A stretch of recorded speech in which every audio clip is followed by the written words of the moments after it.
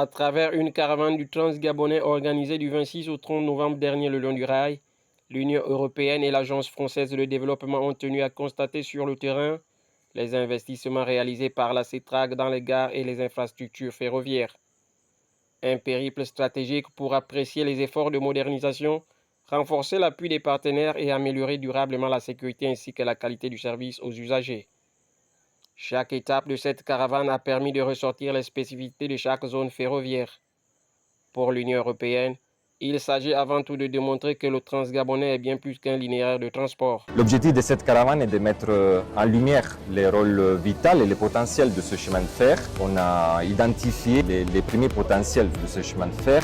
Donc la première étape sera aujourd'hui à la Lopé parce qu'il y a les potentiels liés au tourisme pour la visite de ce parc naturel qui est un des plus importants du pays.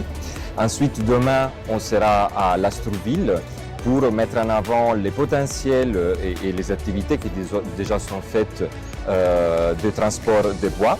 Ensuite, on arrivera à Moanda pour les transports des minéraux.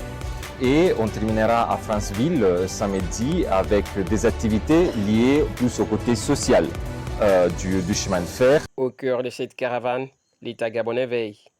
Présent pour accompagner mais aussi pour s'assurer que les financements mobilisés répondent effectivement aux priorités nationales et aux attentes des populations. L'État vient ici pour participer, pour voir et s'assurer parce que vous êtes sans ignorer que la nouvelle vision du président de la République, chef de l'État, chef du gouvernement, son Excellence Brice Clotaire Oligui Nguema, c'est d'accompagner les entreprises nationales. Donc nous voulons aussi nous assurer de l'effectivité de ces fonds au profit, effectivement, ce pourquoi ça a été octroyé. Partenaire de longue date du Gabon dans le secteur ferroviaire, l'Agence française de développement inscrit son action dans la durée avec un objectif clair: moderniser et sécuriser le rail gabonais. L'Agence française de développement n'arrive pas dans le rail, nous sommes partenaires depuis 2016 de l'État du Gabon et de la CETRAG pour soutenir quelque part la mise à niveau, la modernisation et la sécurisation du chemin de fer. Au centre de ces investissements, la CETRAG. L'entreprise ferroviaire présente les résultats déjà visibles et les ambitions à venir pour accroître la capacité et la performance du Transgabonais. La caravane organisée par l'Union européenne et l'Agence française de développement sur le chemin de fer permet donc de présenter les investissements qui ont déjà été réalisés mais qui vont se poursuivre aussi. Parce que dans une première phase, nous avons eu le programme de remise à niveau de la voie ferrée dont l'objectif principal était de restaurer la capacité de la voie ferrée qui est de 16 sillons, donc 16 trains qui circulent chaque jour.